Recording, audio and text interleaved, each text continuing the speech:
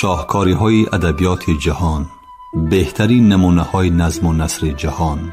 شاهکاری‌های ادبیات جهان، نیروبخش معرفت، شکوفایی شعور و پرتوافشانی فروغ فضل و حکمت در خانه دل شما. از ارمغان معنوی شاهکاری‌های ادبیات جهان بهره‌مند شوید. شاهکاری‌های ادبیات جهان از رادیوی فرهنگ.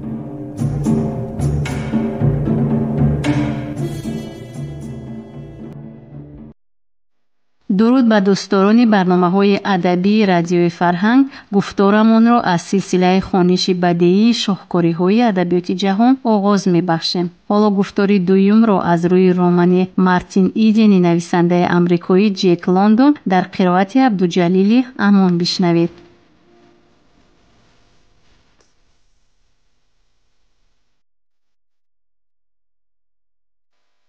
در گردن داغی زخم داشتید میستر ایدن، گفت دختر.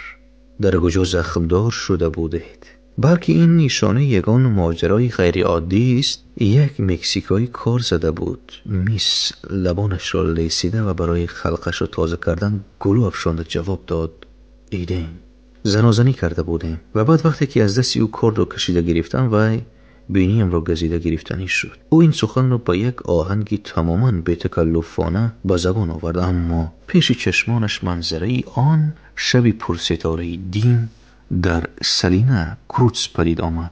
خطی سفید ساحل، چراغ‌های کشتی‌های قند بار کرده شده، صدای بهره‌نوردان مست و الست در یک طرف، تیله تیله حمالان، بشری از غایت خشم و غضب، نازیبی مکزیکایی، تابشی بدصفتی چشمان او در روشنی اختران، سردی پولاد در گردنش، شاریدنی خون، ازدحام و داد و فریاد، دو جسدی که به هم پیوسته در روی ریگ میغلید و صدای فاران گیتار از دور و دور. چنین بود این واقعه و برابری به خاطر آوردن یک خط پریده از دل گذران که آنی که صورتی در دیوار آویزان بوده را کشیده است، آیا همین این را با رنگ و بار تصویر کرده می توانست؟ ساحلی سفید، ستاره ها، چراغ های کشتی های بارکشم، این بس عالی جناب برای در کار.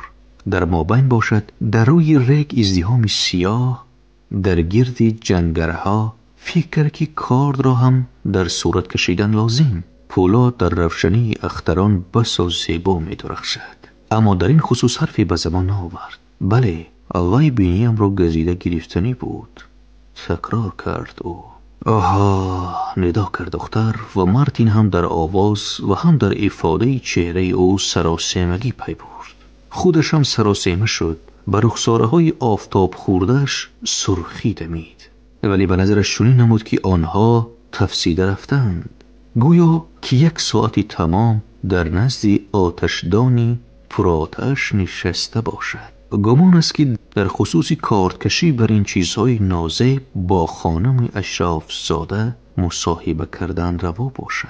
در کتاب آدمان طبقه او هرگز به این آهنگ صحبت نمی کنند. احتمال آنها حتی از چنین چیزها خبر نداشته باشند. میان صحبتی بزور جان گرفته ایستاده آنها را اندک خاموشی خلالدار کرد. آنگاه روف با سوال داد. این دفعه از زخم روی وی پرسان شد. این را شنیده مارتین فهمید که روف در خصوص آنچه که به وی نزدیک است گفتگو کرده نیست. در حال به خود تصمیم گرفت که جواب داده لجام صحبت را به آن سوی گرداند که به دختر نزدیک است. همین خیلی واقعی روی داده بود، گفت او با دست رویش را مالیده. باری شبانه هنگامی موجی پرزور بادبانی پایانی با تمام اسباب و انجامش کنده شده رفت. ارغمچینی سیمی بود و آن مار بر این هر کی را که راست می آمد می زد.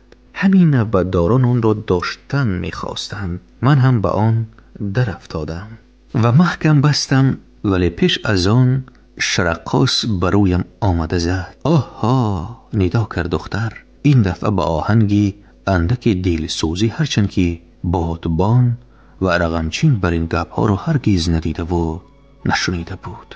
این سوایبرن به گپ در آمد و نقشش را به عمل تطبیق کردنی شده و در عین زمان در تلفظ به خطا راه داده. کی؟ سوینبرن، تکرار کرد جوان. شاعر. سوینبرن اصلاح کرد او را دختر. نه، خودش گفت. مارتین باز سرخ شده. با مردنش خیلی شدگی ها؟ من نشنیدم که او مرده باشد. دختر به مارتین با کنجکاوی نگریست. شما با او در کجا شناس شدید؟ من او را در عمرم ندیدم. یک دو شعرش را انهو از آن کتابچه‌ای در روی میز بوده عیناً پیش از به اینجا در آمدن شما خواندم. شعرهای او به شما معقول؟ دختر در خصوص آنچه که مارتین را به شفق آورده بود آزاد و روان گپ میزد. جوان خود را خیلی خوب حس کرد و از ترسی آنکه کرسی از تگش ایجیده رفته و گراس زده نافتد دستای آن را داشته براحت تر نشسته گرفت. او توانست که موضوعی برای دختر نزدیک را به میان پرداید و اکنون از آن که در سرچه خوشرویی که وی چقدر دانشی بسیار گنجیده است در شگفت مانده و از تماشای حسن و جمال خوشداری او لذت برده همه تن خوش می نشست. مارتین کوشش میکرد هر آنچه که میشنید فهمد، هرچند که سخنان ناشناسی بدون اختیار از لبان دختر برآمده ایستاده او را به حیرت می انداختند و عموماً چنین طرز ملاحظه رانی برایش بیگانه بود. با وجود این همین معنی جوان را به فکر و اندیشه وادار می ساخت. انا حیات فکری در کجا بوده است؟ از دل می گذراند او انا تجملی حیرت انگیز که حتی به خواب شبش هم ندر آمده است در کجا بوده است؟ مارتین همی آنچه را که او را پیچانیده گرفته بود فراموش کرد. چشمانی حریص خود را به دختر دوخت. بله، انا آن چیزی بود که برایش زندگی کردن می ارزد. آن چیزی بود که برایش تلاش کردن، مبارزه بردن و برایش جان فدا کردن می ارزد. کتاب ها راست می گفتند. انا یکی آنها. او به خیالات مارتین پروبال بخشید و در پیش نظرش لوحه های کلان و زیبا پدید آمدند که در آنها ابرازهای اسرار انگیز و رمانتیکی، منظرهای محبت و کارنمایی های قهرمانانه به نام زن رنگ پریده، گلک طلایی تصویر یافته بودند. ولی از میان خیالاتی به مثال سرابی حیرت افزا، لرزان و لپنده زنی زنده را دید که با او در خصوص صنعت و ادبیات حرف میزد. مارتین گوش به قمار بود، مراقبه میکرد و پی نمی برد که در چشمانش در نگاهی با دقت به دختر میدوختش تمام جوهری مردانه طبیعتی او انعکاس مییابد. اما دختر که زندگی را، مردان را خیلی کم میدانست، نگاه آتشبار جوان را پی برده یک باره هوشیار شد. تا حال یگان مرد با او این ذیل ننگریسته بود و این نگاه وی را به خجالت مانند. روف رشته اندیشه را گم کرده، زبانگیر شده، لب از سخن فرو بست. این آدم او را می ترساند و در عین زمان برای چی باشد که چنین نگاه برایش گوارا بود. عادتهای با تربیه آموخته شده او را از تهلکه و قدرت این جاذبه اسرارانگیز و مکرآمیز می آگاهانید. ولی سبق طبیعی در خونش غلیان کنان تقاضا میکرد که کی و چی بودنی خود را فراموش کرده به استقبال مهمان عالمی دیگر، به استقبال این جوانی فحول دستانش پر داغ زخم و در گردنی به گریبانچه عادت نکردش رخی سرخ داشته، به استقبال جوانی که در خود آثاری بر علا هویدای حیاتی دغل را داشت شتابید. او زن بود، زنی که خصلت‌های عجیبی به طبیعت زنها خاص را اکنون سرفم می رفت. خوشکی باشد من در آن خصوص گپ می زدم که گوید که در چی خصوص گپ می زدم. بناخواست ندا کرد و گپش را نیم کاله مانده و خود خوشحالانه خندیده فرستاد. شما از آن خصوص گپ می زدید که سوینبرن برای آن شاعری بزرگ نشد که انا در همین جا گپتان را قطع کرده بودید میس. او این را گفت و گویا گرسنگی ناگهانی را حس کرد. از خنده دختر بدنش وجراس زده رفت که این به خودش بسا گوارا نمود. جرنگاسی خندهش را بینید از دل گذراند و خود جرنگاسی زنگولچه های نقرگی در خودی همین لحظه و تنها به یک لحظه او خود را در کشوری دوردست تصور کرد. تصور کرد که در آنجا در زیر درختی آلوبالوی سراپا گلپوش نشسته تماکو می کشد و با صدای زنگولچه های نوکتیزی معبده که آدمان کفشای پخالین پوشیده می گشتگی را به عبادت دعوت می کرد گوش می داد. ها تشکر، جواب داد دختر. سوینبرن برای آن شاعر بزرگ نشد که راستی گفت او بعضا در نوشته هایش به درشتی راه می دهد. او بعضی شعرهایی دارد که به خواندن هم نمی ارزد. در ایجادیات شاعری حقیقی باشد هر یک مصرع از حقیقت زیبا سرشار است و در نهاد آدم حسیاتی عالی و نجیب تلقین می کند. از نوشته های شاعری بزرگ یگان مصرع را گرفته پرتافتن ممکن نیست. این بر جهان تلفات کلانی می بود.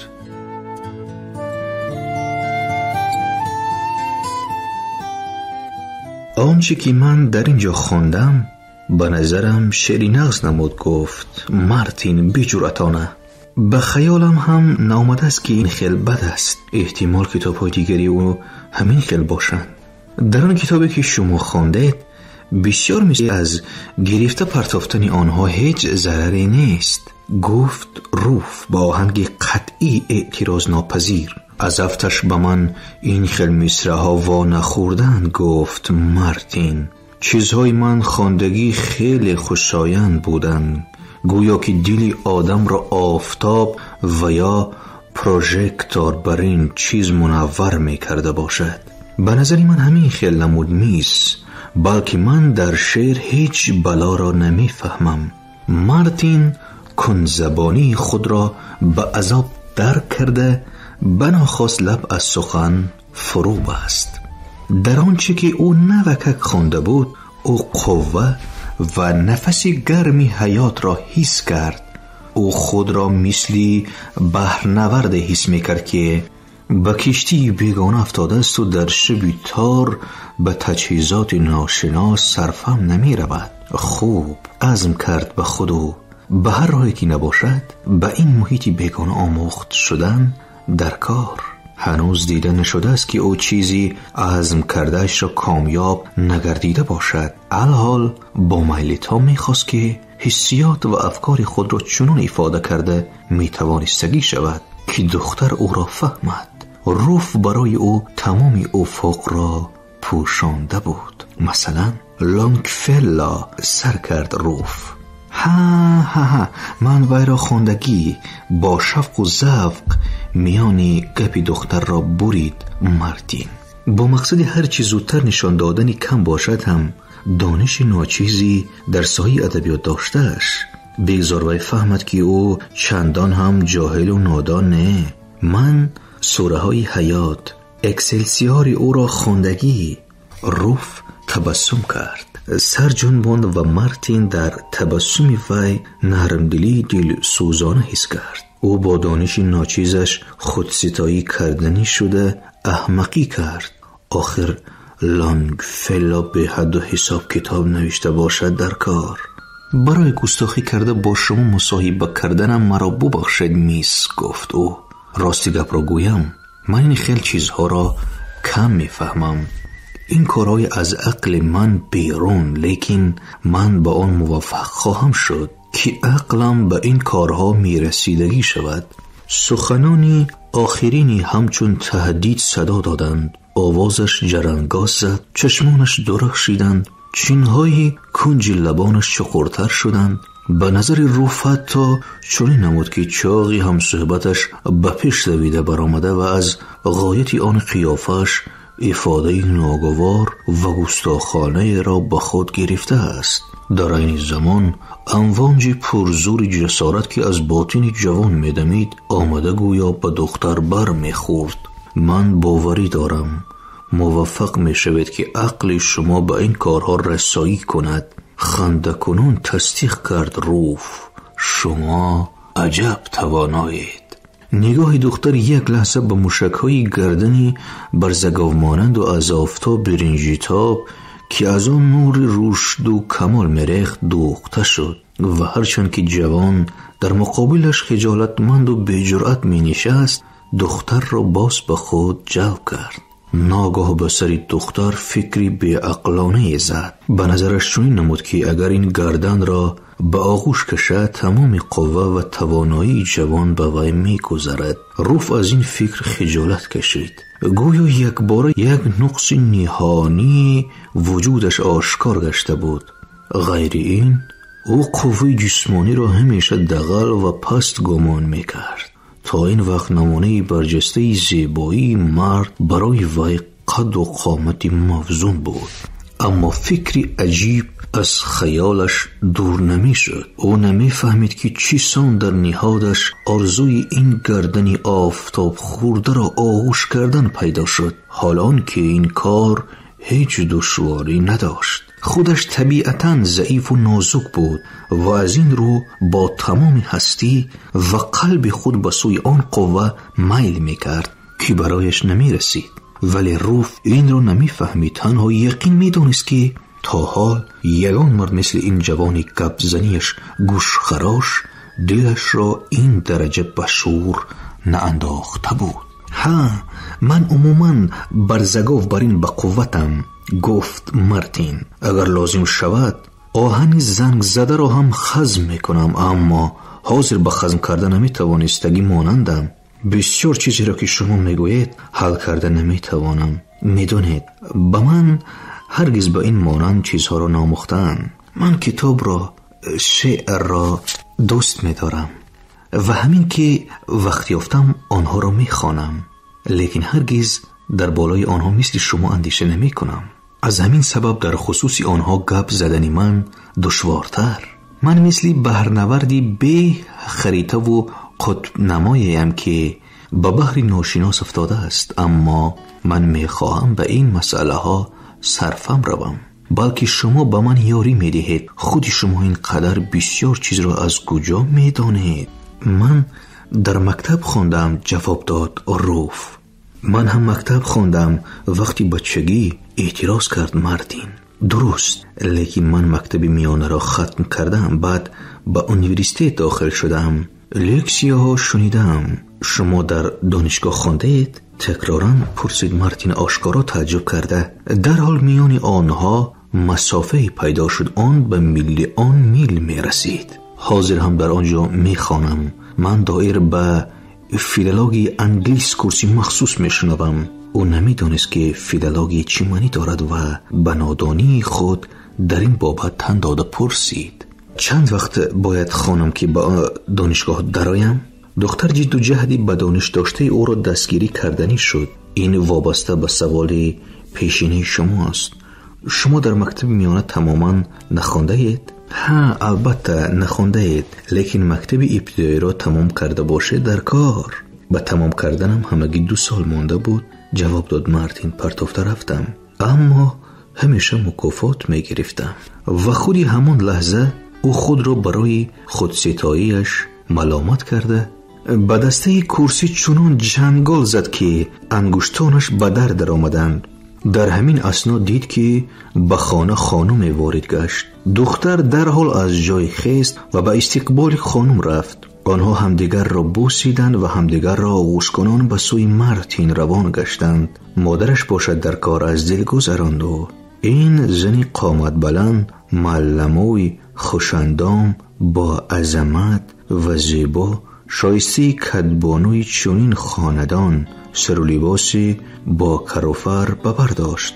تماشای رهایی نفیسی پیرهنی او نظر روا بود. سیمای زن به مارتین ایدن زنهای را خاطر رسان کرد که او در صحنه دیده است. سپس به خاطر آورد که چنین خانم‌هایی با وجاهت و چنین سر و لباس داشته را در دهلیزهای تئاترهای لندن دیده است. وقتایی می شد که تا دمی که پلیسمن او را به کوچه به زیر باران نراند، چشمانش را از کاسه خانه برآورده تماشا می کرد. از پس این خیالاتش بالو پر برآورده او را به ایوکاگاما به گرند هتل گرفته برد که در آنجا نیز از قضا از دور باشد هم چنین زنها را دیده بود. و فی الحال در پیش نظرش صدها مزرعه های شهر و بندری ایوکاگاما به جلوه در آمدند، اما خود را مجبور ساخت که کالیدوسکوپی خاطرش را پوشانده، دقت و اعتبارش را پر به محیط حاضره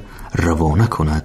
او فهمید که باید از جا خیزد تا به خانم خود را شناساند و با مشقت از کرسی خیست و در برابر این حس کرد که شیمش در سر زانوانش به مثال پفک دمیده برآمده است. دستانش بیاورانه آویزان شدند و سنجشی در پیش ایستاده به یادش آمد و چهرهش تیره گشت.